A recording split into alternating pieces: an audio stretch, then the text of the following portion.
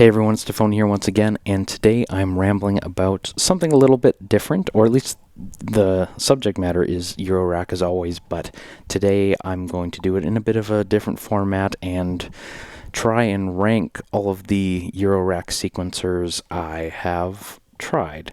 So, quick housekeeping, I'm not affiliated with any of these manufacturers. I currently own the Hermod Plus and an MPC.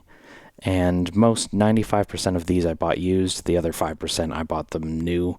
I sold 96% or whatever of them after. And this video isn't sponsored, nor is it journalism. I'm not here to present these sequencers or assess them in depth. I just want to share some of my experiences with them. So hopefully maybe you don't have to go through and purchase and try 23 sequencers like I have. And with that being said, I love drums in Eurorack, and I know that it goes without saying that preference is going to be huge here. What I want is going to be different from what you want. Obviously, this isn't a comprehensive comparison of what is the best sequencer. This is almost more for me that I've just been through so many at this point that I just want to put it all out there. Lots of people ask me what I think of this or videos from a year ago. They say, oh, you had a ASQ1 at the time. What do you think of that? I get questions about that in DMs too, because Eurorack sequencers they're tough. They're really tough, and a lot of people ultimately decide that you want to pull the sequencer out of the rack, and even more people decide that they want a module that converts MIDI to CV and gates that they can use a different sequencer or a DAW with or whatever. For me, I really want something to be in the rack, and then I have obviously gone out of rack as well, but I think for today, I'm ready to just try and give my quick thoughts on these and rifle through them in order, get our tier list done, and then move on. So, that being said, just because ranking lists have sort of a format, and sorry, I'm not trying to do the cool whatever thing. I just think this might be an easy way for me to sort this out for myself. And I am gonna quote unquote score them. Like I said, it's not like journalism. This is just for me, if nothing else, just a couple categories we can cover. We have size, how much HP it is, or if it's a desktop sequencer, how big it is, how much space it takes up. I am gonna factor in power into that too, probably. Does it need its own power supply? Does it need its own, is it a chore to take up on your desk, right? So that's also the price. Is it affordable? Is it expensive? There's the I/O. Is there lots of I/O, or does it require an expander module? Does it not cover things? And I'll talk about modules, or I'll talk about sequencers I haven't tried yet in a moment, but some sequencers I never touched them at all because they had limited I/O, even if the workflow looked great. So I/O is important to me. See you later, Clementine. And lastly, and most importantly probably, is the workflow. So there's so much nuance to the workflow. Is it deep? Is it immediate? Or does it strike a good balance of both? In the interest of keeping this brief, though, I'm just going to have a quick... We're going to say Clementine, thumbs up, or thumbs down, or probably everything in between. So rather than trying to set on a number score or, for those things, we're just do it in that way, right? Right, Clem? Right. Okay, so with that being said, Eurorack modules that I haven't tried but want to. Eloquencer by Winter Modular. I couldn't tell you offhand how big it is, but I always wanted to try it. Get your butt out of my face, Clem. Thank you. And the Ground Control by Endorphins, or endorphin.es for Spain. It looks... I like some of the XOX style, the 303, 808 step sequencing stuff, and in there's things that I like about the ASQ1 that I think the Ground Control might just expand on, and I've always wanted to try it, but I don't know. I feel like they probably weren't very popular because I've never seen a used one come up ever, and I'm curious about it. Now, some people hate endorphins. I'm not one of those, but just something to keep in mind. I haven't tried it. Also, industrial music electronics or the Harvestman. The Stilson Hammer is one of those slider style sequencers similar to the Metropolix or the Metropolix, and it looks cool. I didn't love the Metropolix, but Stilson Hammer could be cool. Interesting enough to me to make this list, but realistically they're so expensive I don't ever see myself coming into it, but then I seem to come into everything. So last one, Six Eyes Crazy Chicken. I think it's just like a really generative, fun sequencer that I've heard a lot of nice things. Turbo Tambourine, another Canadian, I believe. Definitely another Eurorack synthesizer. He seems to really like the Crazy Chicken, so I was interested in it before, but watching Tim's videos on it, it seemed really cool. My friend also has one and speaks highly of it, but I have never had the chance, so that's already been way too long out of the gate, but without even getting into the modules. So, okay, here's the list.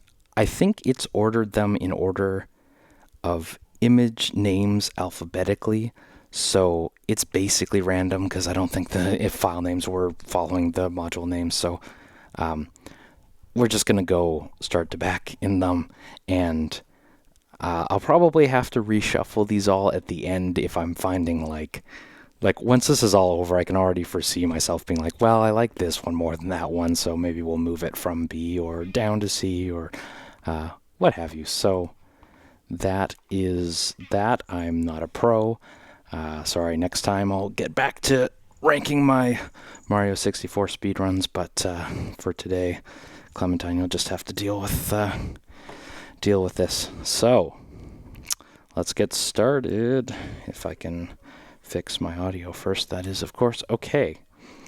You know what? I'm actually going to reorder this first because I don't want to start with the MPC. Let's start with the ASQ1 by ALM. And I really like that sequencer. The hardware itself, I guess I got to go by categories, right? If I'm going to build a format, and this video isn't going to be 3 hours long, I better do this quick. So ASQ1, size, I believe it's like 31 HP. It was a nice size and a nice price. If I remember correctly, it was like $350, right? So it was, that's US dollars, not Canadian, I think.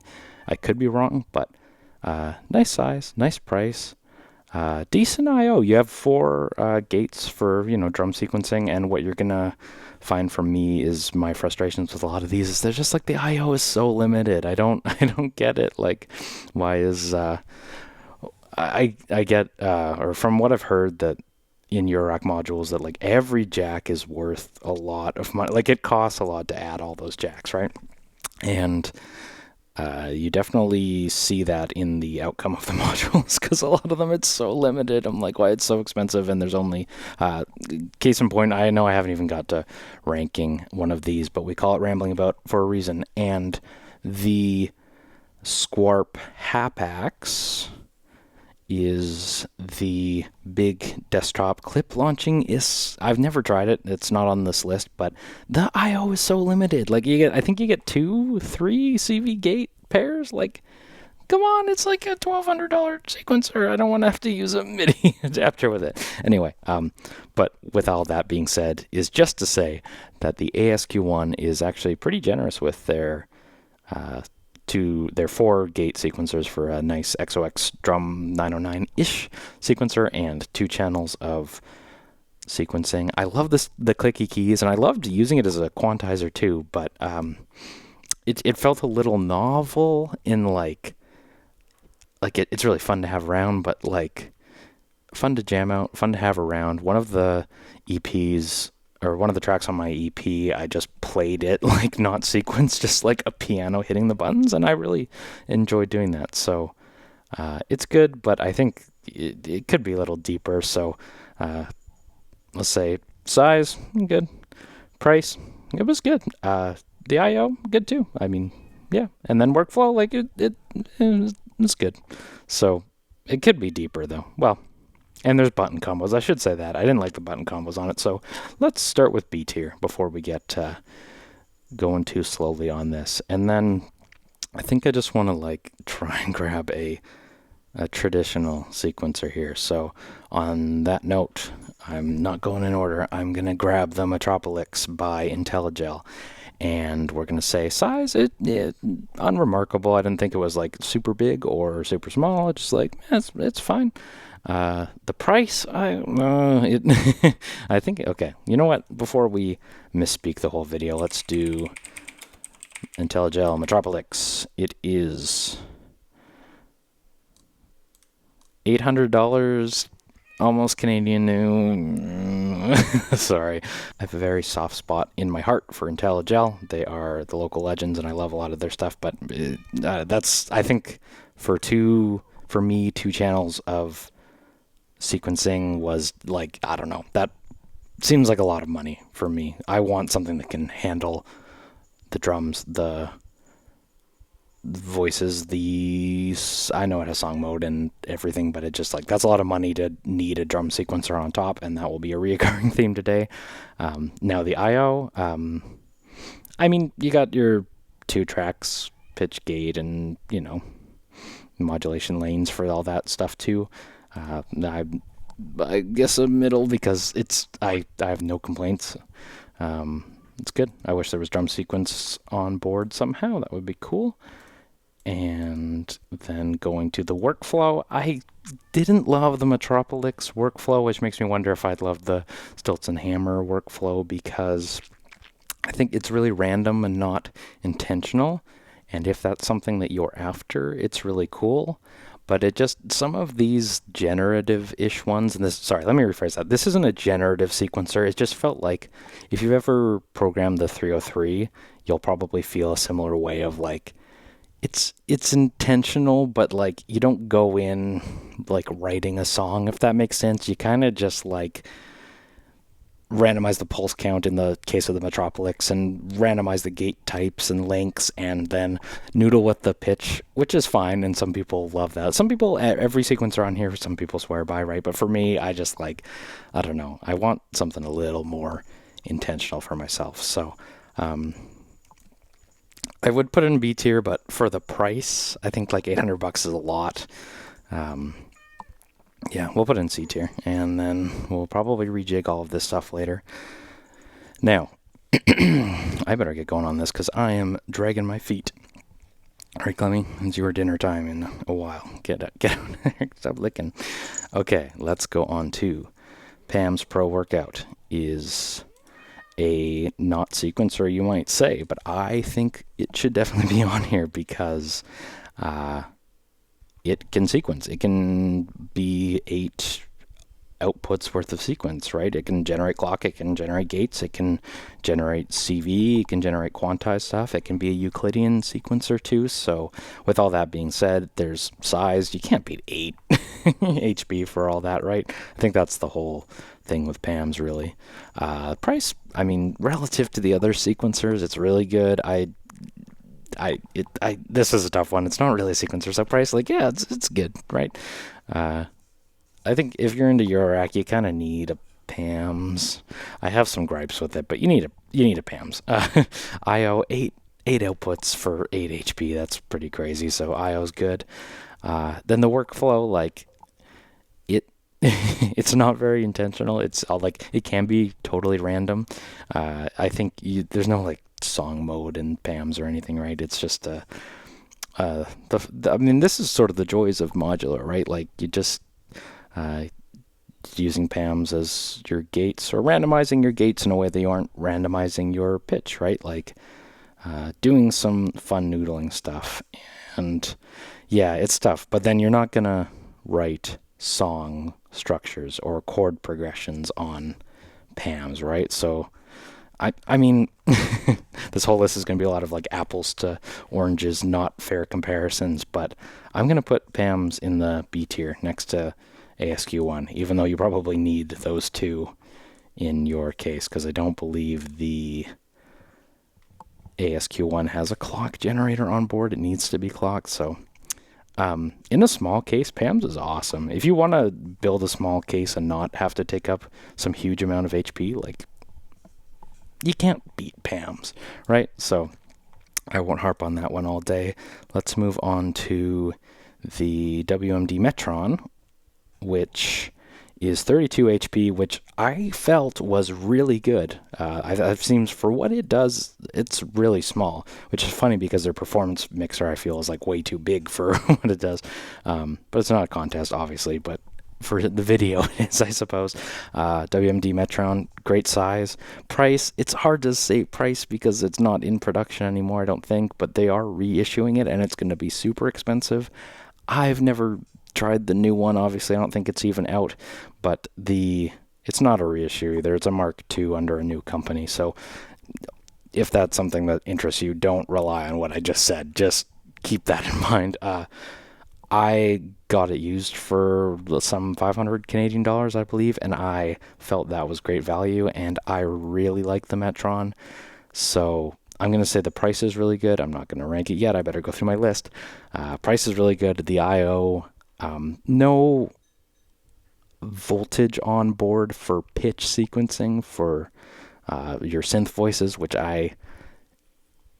it's frustrating because it's like they're so close to doing it all with that thing, right? I like the clicky buttons. I like having, I believe, some 6 tracks of drums having access to. That's very rare. Usually you get a one grid with 1 track. You're looking at a 1 per time, right? So Metron was awesome, but you have to get the Volterra expander if you want to do CV sequencing, and either that's for modulation or for pitch, which is cool. But I would say that workflow isn't my favorite, and that is the only, so close to perfect. But the drum sequencing is great. It's a little menu divey, but everything in Eurorack is very menu divey. It's great, but the Volterra being sort of a requirement kind of keeps it out of the S tier, but it will put it in the A tier because I loved that thing for doing drums. And what I did find at the time too, when I was using the Metron, was I was sort of the thinking that you could do a separate drum sequencer and a separate voice sequencer, which I tried pairing the Metron with the ASQ1. I tried pairing the Erica Synths drum sequencer with not intentionally, just like how these things were sold and purchased, but pairing that with not the Volterra but the voltage block, which is a technically CV and not gate sequencer by Moleco. That is I'm going out of order. I hope this isn't super difficult for y'all. I'm going to move this to the start of the list just so you can see who I'm talking about right now. So the Moleco voltage block is an awesome CV sequencer, and if your drums will accept a 5-volt trigger, then you can use voltage block as a drum sequencer too, and I really like its workflow. So it's 20 HP, which I feel is like big for a modulation source, but in the context of sequencer ranking, it's kind of small. So like size, price, not around anymore, discontinued. You can pick it up sometimes. I picked it up for 300 Canadian dollars, which could be anywhere in other currencies and used markets, whatever. So I'm gonna cop out on calling the price. The I/O having 8 tracks of CV out, very good. And the workflow, I think voltage block, it's such a shame that Moleco went out of business because the voltage block is like one of the best modules in Eurorack, I think.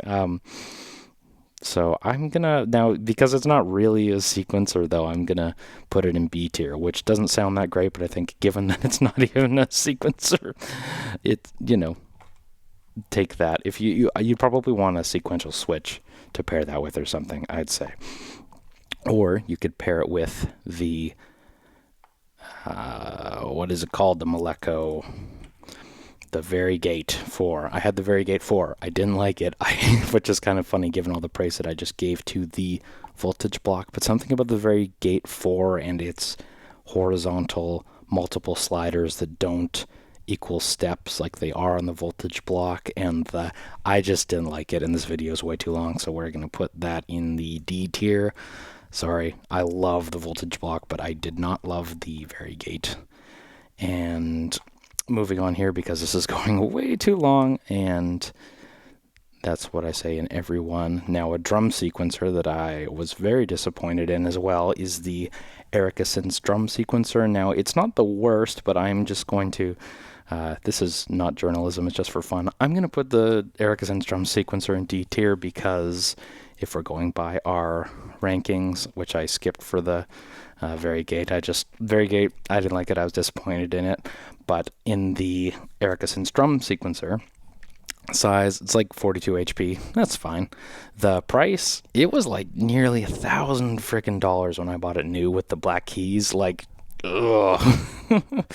And salt in the wounds of that is it showed up in those keys, which I thought were going to be ASQ1 mechanical keys, are like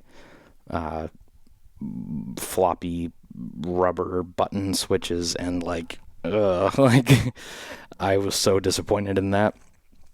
Now, the I/O, there's lots of tracks, which is great. It has a modulation and a synth, well, not synth voice, a modulation and a pitch output, which is great. So good on the I/O. But the workflow, I getting the Behringer RS-9, which is sort of like I take it more of a knockoff of the, or the 909 workflow. It's the XOX workflow, I guess. Like, that's what I wanted the drum sequencer to be. No shift functions, no button combos between and I mean, I think that stuff is on the Behringer, but it just felt like with the Synths drum sequencer that all was required to do anything on it. So that workflow, no, not on the drum sequencer, not at $1,000, no. So with that being said, the Behringer RS-9, and I hate to speak well of the Behringer, but I'm going to put it in the A tier, and that's because the size is 52 HP. That's quite huge. There's a balance between price and size and I/O, though, and build quality, of course, and the balance there is the size, but the price, good God, I think it was like $200 new or something insane. Like, it, in the Eurorack world, that is absolutely crazy. So that's great. And then I/O, you get lots of I/O, and it feels a little cheap, but I prefer the switches on that to even the Behringer, I prefer the Behringer switches to the Synths drum sequencer switches, which were 5 times the price. So the module was 5 times the price. So like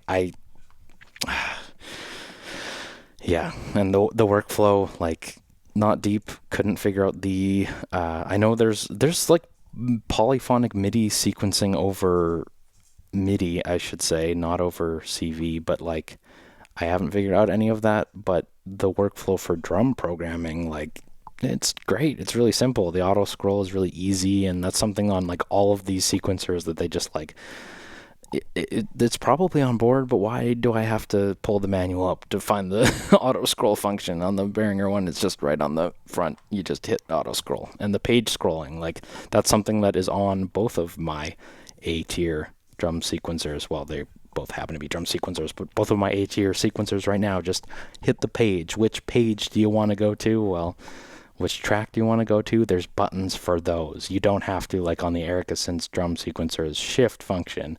Okay, I'm going to count now. Which is the 6th track? Okay, well, that's 4 and 2. Then I hit it, right?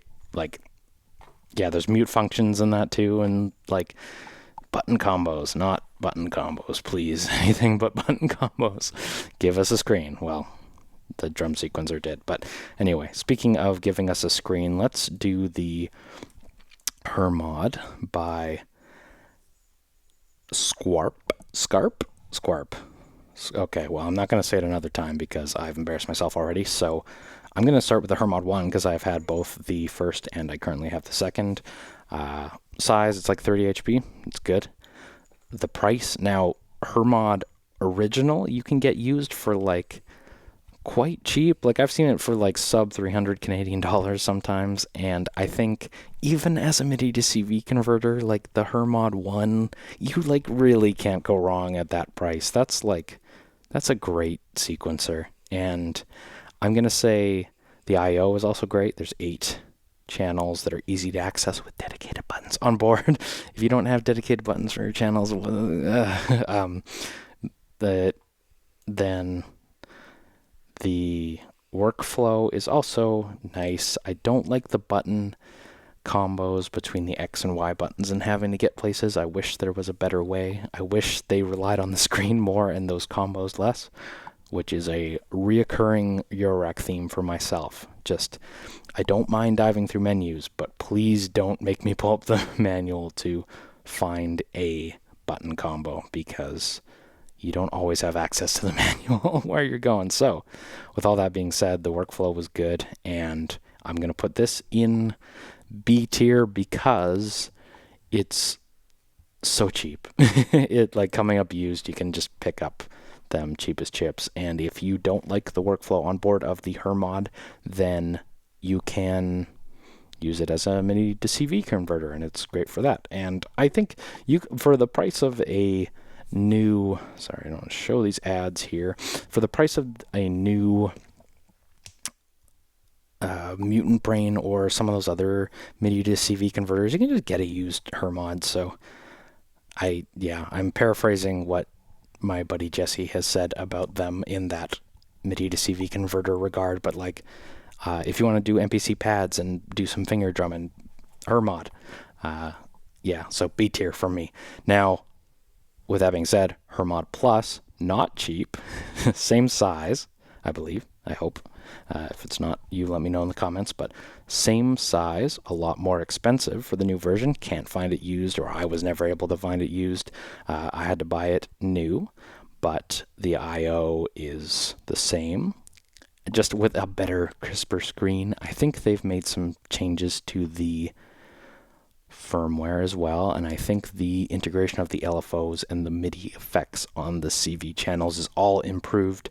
But for me, the bigger screen on one of the better sequencers around is worth it for me. And for me, the ease of use of all of this accumulates into the best Eurorack sequencer I've tried. Now, there may be ones that I haven't tried, but so far for me, I've bought and sold Hermod in one instance, and I deeply regretted it, and recently got it again. So Hermod Plus for me is in the S tier, and I think it might be the only one. Now, I did think when I got it that I would be using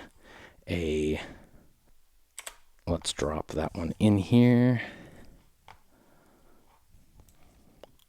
We have the Beatstep Pro by Arturia, and I like having the sequencer in the rack. I like Eurorack. Nobody seems to talk too much about, like, Eurorack is like the power of customization. It is bloody expensive. These are the things that people talk about with Eurorack, but nobody seems to talk about how nice it is to have everything in a box. I guess it's like maybe the implication is that like if you have a massive amount of hardware synthesizers, then you probably have a lot of space, which isn't true for me. So I really appreciate having a lot of hardware synthesizers in a literal box in a case. So getting out of that, I think I might actually go so far as to say that I like the Beatstep Pro workflow so much that if it was in the box, I would pick it over the Hermod, but it's just a little more simple, a little more immediate, and the problem though is it's big, and having a bunch of drum CV sequences outside of the box means having a big snake of cables, right? And it's fine sometimes, but I just like it's worth getting the Hermod to me. So going through my list now, the size, I'm going to say it's a thumbs down for me because it's not in the rack, right? If it was in the rack, absolutely. I get that rubber pads like that, how would you fit it in the rack? I don't expect them to, right? But yeah, I mean, the size sucks having to go out of the rack. The price, like, yeah, I mean, $350, I think. Like, what else does that get you on this list? And that's new, right? Like, if I was getting into Eurorack, I would say go for the Beatstep Pro. If you were new to Eurorack, I would recommend that to you, because if you decide that you have sanity and you don't want to get into Eurorack more, you can use the Beatstep Pro for other stuff as well. But I just like, there's a lot of value there, and the I/O is great. There's lots of CV gate pairs. Like, one of my biggest complaints with a lot of hardware or non-racked, well, complaint with the racked ones too, but a lot of the standalone sequencers, they don't have that same lots of CV gate pairs. So that being said, the workflow, it's good. And I think that will put it into an S tier from me. But I'm going to have to go through at the end and sort these out in order within the rows. So far I'm happy with the list in our order. But one that I wasn't happy with, and we were way too long here, so we're going to have to speed through these ones that I don't have as much to say about, is the, let's go up to the Ericsson's Black Sequencer. So Ericsson's Black Sequencer, size, unremarkable. I think it's like 42 HP. That's fine. Price, it's really expensive for what it is. And then I/O, again, the, like, no drum tracks. I think it's like 2, I'm just trying to remember by looking at the thumbnail here, but like, it was like 2 CV gate pairs and then like a modulation lane, which was really cool for doing synthesizer voices, but that won't do for drum sequencing for me. So like, I don't know, if you're going to get up to like 100 HP worth of sequencers in your rack, it's tough for me. So with that being said though, the Black Sequencer workflow was awesome. I really liked it. I thought that was one of the best pitch sequencers, if you can call that. I want to say like a synth voice sequencer, but you know, so it's tough, right? Like, it's great for what it does, but it doesn't do everything I need it to do. So one of my favorite pairings in this whole thing was Metron with the Ericsson's Black Sequencer, or Metron with the voltage block. So I'm going to put it in the A tier, I think, just because it's so good at what it does, but it doesn't... And then with that being said, so we're going to rank these all within their rows, left to right. So my favorite sequencer in the S row, Hermod, then Beatstep, then doing Metron, Behringer RS-9, Ericsson's Black Sequencer, ASQ, and so on. So left to right is how much I didn't like them. And I'm going to make a move here. We're changing up. I think Varigate is going to go to the bottom because I really didn't like that thing. And then let's go to WMD Arpeggiator, which isn't really a sequencer. Like, it can be, but it was good size compared to the other sequencers here, right? If you think about it, it can basically do what the Ericsson's Black Sequencer can for way smaller, so good size. Price, it's not really around anymore, so like, it's can be expensive, but it's hard to judge because it's not really around anymore even, right? So I don't have a big call to make on that front here, but the I/O, it has so much I/O, it has too much I/O for me. I thought it was kind of tough to navigate for what it does. Like, I wanted it to be something to pair with the Metron at one point, and I found it was too complicated for my lack of skill. So lots of depth for an arpeggiator, but not immediate enough for me. So I'm going to put it in the C tier. And the workflow, for that same reason, I had the triad with it too, and I was really excited to like have bass lines running arpeggios, and then have polyphonic voice in the chainsaw running a chord. And it just, like, it's too challenging for me to get going, but you might appreciate it if you're a master. I am clearly not, though. So Cubit Bloom, Size, pretty good. Pretty small. Does 2 voices though, so I, compare that to the black sequencer that also just does 2, maybe 3.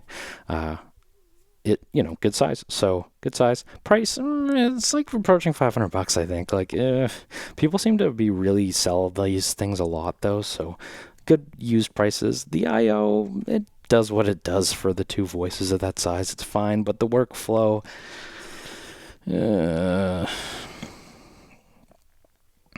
okay, let's put it at the bottom of our C tier. There's lots of things to be said about the Bloom that I can't get into in this video on depth, but like it's supposed to be really generative and like branching, but it seems to kind of not behave in the way that people are expecting. There's also like you can be intentional with it and sort of semi-intentional with it, and I don't know, it didn't play out the way I loved. I just think that I don't really care that much for generative stuff. There's an alternate firmware for it too that is really well regarded, and I did enjoy my time with it, but it just seems like it's not generative or intentional. It's just kind of in this mid spot for me, or so just didn't feel like it was worth learning. I love Cubit stuff, but not the Bloom so much. And speaking of things I didn't love so much, the Make Noise Renee, I actually still have this, the Mark II. I'm going to put it in the D tier because the size, it's pretty big for, compared to the Bloom, it's like pretty big. The price, it's a lot of money. I felt it's like $700 for, like, I'd take the Metropolix over this for the size and price being similar, like any day. The I/O, it's fine. It does 3 tracks of semi-generative sequencing, but the workflow, I don't mesh with Make Noise's stuff, and I got really frustrated with it, or I am really frustrated with it right now. I just like, I don't know. I want things to be fun and immediate. I want it to be like exploration when it comes to something like that, like esoteric and generative and all the Make Noise branding that makes me groan and all, like, it just, Renee frustrates me. I just don't have the skill for it. Speaking of things that I don't have the skill for, the Cubit Pulsar, I'm gonna put it into the top of the C tier because I thought the size was good, the price was good used, and the I/O is good for what it does. Now, there's no reset out. I thought that was really weird, or no reset in. I get it's supposed to be generative and whatever for trigger sequencings, but it's got different modes and all of these shift functions. So it's like the workflow of it is just like so much manual is required to use it, unfortunately, that I just like, can we not label things absorb? Can we just have like a reset button and a density option and label our modes with a switch, or write the color codings on the panel so someone who is intellectually challenged like myself can know what's going on without having to grab the manual every time. Because every time I came back to the Bloom, I just was like, what's going on with this thing? And some of you who love some of these things will say that is a me problem, and you would be 100% correct. Eurorack will give you what you put into it, that's for sure. And saying that, 2HP SEQ, the Seek, price, actually, price is really good for what it is. Size, you can't beat 2HP, but if I could say in the size category, these things are so small that they like are so fragile, and I hate it. And I broke my my 2HP ARP, I think I broke that thing trying to, like, it's always going into the final 2 HP of a already full row, and then that flimsy little board is gonna get damaged, and boy did I break one of them when I was first starting, and I think I somewhere still resent or myself for it, but I still avoid the 2 HP modules for that reason. So the workflow, it is what it is. For 2 HP, I have heard great things. I've never tried it. The Pico sequencer is a 3 HP quantized little arpeggiation-ish thing that I've heard great things about, but never tried it. So yeah, I would take any of these other sequencers over that one, though. with that being said, let's quickly say the Akai MPC One is something that I've tried because it has CV gate. I like the Akai MPC workflows. I have not tried the MPC 3 beta, if that is going to change all of this completely, but this is a weird one to say for the size. Like, it's a desktop thing. It's not, I don't know. The MPC has a way of commanding a center of the studio that sort of makes Eurorack a little weird thing to pair it with for me, but it, it's all right.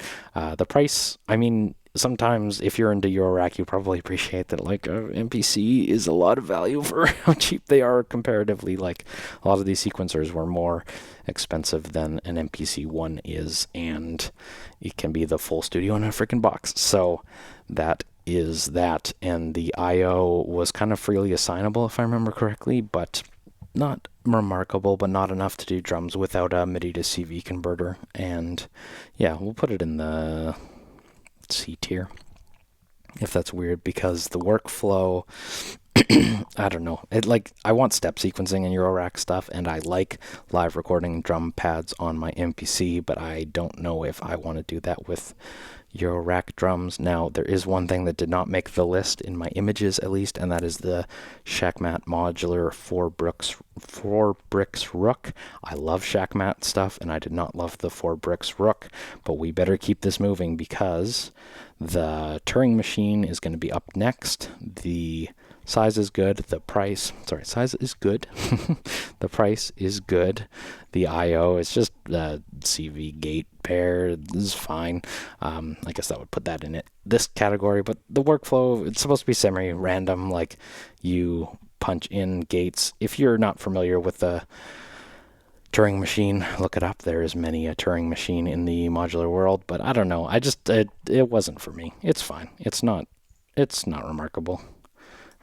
It's going to go at the bottom of the C tier there, just because it's unremarkable, but then I would probably take any of these other sequencers over it if I had to pick one, I guess. Then let's keep this going. I'm going to do the Intellijel Steppy now, and I think this thing is mighty underrated. It's going to go into the A tier because the size being either 1U or 8 HP rowable in the two versions. That's great. The price, I think they're both like sub $300, or at least the 1U version is. That's great. The I/O, you get 4 channels of gate sequencing. That's awesome. And the workflow, it's so simple and immediate. It's kind of like having a mini Metron, right? Like, I even just have one in my case to trigger my data bender with in the gate on off mode rather than the CV mode. So anyway, that's another conversation, but I think that's another great starter, right? I at one point was thinking of getting 2 and just have 8 tracks of 1U steppies. So probability on board, yeah. What can you say about Steppy? It's great. But what I didn't appreciate was the vector sequencer. It's pretty big, so size.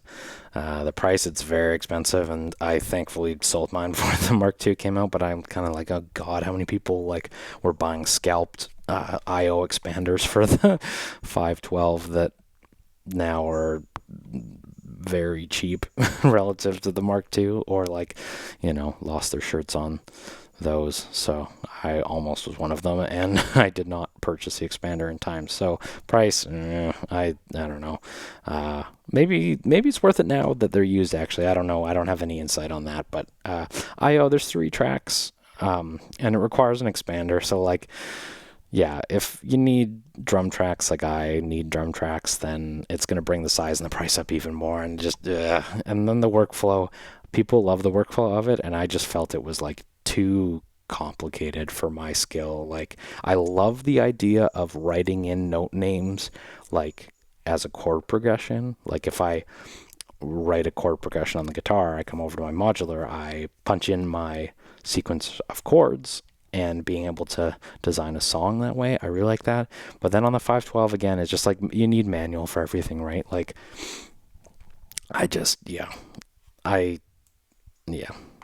too challenging, not immediate enough for me. And people love them, and it's one of the highest rated, but it's gonna go at the top of the... it's going in the D tier. Sorry. I like it, but it's too complicated. Now, let's go to the Oxy One, which is probably the most powerful sequencer on this whole list, and I owned it twice because the grass is always greener. But let's go through, I don't know where to put this actually. Let's go through the categories. So size, not a Eurorack compatible, but it actually, like, it's bizarrely so close to the Eurorack size that I almost wonder if they have plans to make it rackable, because I used to, on my Eurorack, have like 60 HP worth of blank panels. That is exactly where the Oxy went, and it fit perfectly. So I almost wonder if they're like had something, like they were looking at the Oxy pipe and they're like, we're gonna flip that MIDI port around and you're gonna run it underneath. But anyway, that's not something that it was. We gotta just talk about it for what it is. So it is a desktop. It is, what, actually, let's just say it does take up room on the desktop, but it is battery powered. It is portable. It comes with a carrying case, so it saves you HP by being out of the rack, I guess, which is hit or miss, but doesn't need a power supply to be there. So let's just say the size is good for whatever lack of continuity I have in my ratings. So size, good. Price, $1,000, but like it does a lot. It is its own thing with its own case. You don't need it's tough because I wasn't charitable to the MPC for the same reason, right? But then, do you give it to the MPC? That being said, the I/O, great. I love, like, every desktop sequencer should have 8 CV gate pairs, right? There's just no reason for it. Now, that being said, the workflow, I don't know. It feels like scope creep to me that simple things like changing the length of the track you're on require the manual to be pulled up, but then they have like a super fleshed out matricial sequencer, I believe was the word, and Euclidean sequencers and all of these thousands of different sequencer modes. It just seems like there's kind of, if you are knowledgeable enough to get into the manual for everything on board, it is tremendously powerful. If you like that piano roll workflow that and the Deluge had, and that is your thing, then I think you'd be hard pressed to find something better than the Oxy One. But for me, I just found it, like, again, so much not even menu diving. I'm okay with menu diving. I'm happy to dive into menus, but so many button combos, so much like like you want to get into song mode, you need to pull up the manual, you need to see where it is, you want to change the length of the song, well, there's a button combo that I have to sort the manual for, and it just, like, the immediacy was not there, and the lack of patience I had for it kind of killed it for me. That doesn't mean it's not the most powerful sequencer in Eurorack, because I think it is. I mean, a DAW would be more powerful, but, like, I don't know. What can't the Oxy do that all these other sequencers can do? But then, find auto scroll without having to pull up the website is what it can't do for me. So it's, it's tough.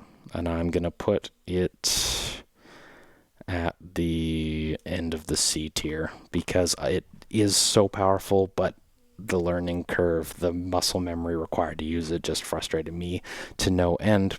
And with that being said, we're on to the last one, the Nerdseq, the tracker for Eurorack, which I did have. And this is a tough one because people love the Nerdseq and I love trackers. And I found that it was too different from the Polyend tracker and the M8 in a weird way, because it like they're similar, right? You'd think you use trackers, you'll like them all, but for some reason the Nerdseq and I just didn't get along. And I think part of it too is that I think the arrow keys should be on the left, like a Game Boy, not on the right, like a computer. How stupid is that? I think that hardware-wise, that kind of had me frustrated. And I also think, like, lots of people like that gamepad attachment for it. I never tried that. Maybe that would do it for me. But I think on the Nerdseq, there's just things like, like you have to do back to top triggers, or they're not triggers. I think it's an effect, but like, the workflow is a little more funky than like the polyend way or the Dirty Wave M8 way, where at least that way there's like a sequence, or there's like a track length set up, and some of those more traditional electronic things, if you came from electron background like many of us did, then those things are sort of baked into the other trackers that aren't the Nerdseq. But Nerdseq, with saying that, it's pretty small. It is, like, relative to all these other sequencers, it's pretty good. That's a thumbs up and a thumbs up-ish, and a I/O, great I/O, lots of I/O. We love to see that.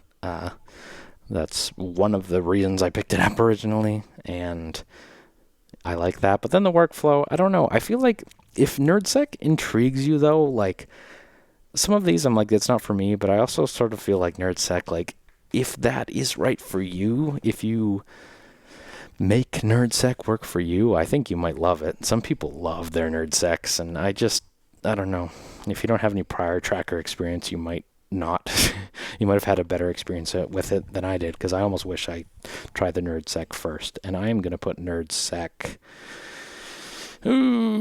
here. I don't know. This is silly, because these get, like, do you rearrange these evenly, right? Does one get bumped up?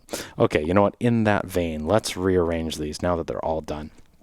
So we're going to move Metron up to S tier because it deserves a spot. So number 1, Hermod. 2, Beatstep Pro. 3, Metron. 4, Behringer RS-9. 5, Intellijel Steppy. Sorry, this thumbnail is tiny. 6, Ericsson Black Sequencer. Next tier, B tier, Nerdseq.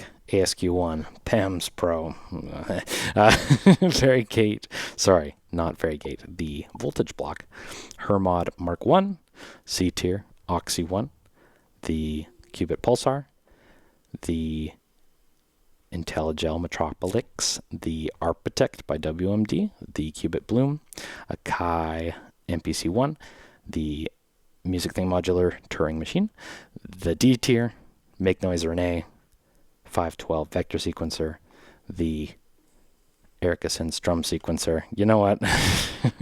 This should probably be moved up. I feel like I was just so disappointed in it because I had such high expectations, but it's going to stay there. Just know that's why I did that. The Varigate Plus by Moleco, and the 2HP Seek. All right. What did I miss? If you disagree with me, please let me know in the comments, and please don't crucify me. Just trying to share my insight with you. None of these are bad sequencers. Hopefully I could share some of my experience with them in a way that is hopefully going to give you some value. With all that being said, thank you so much for watching. I'm Tafony. Take care. I'll talk to you soon.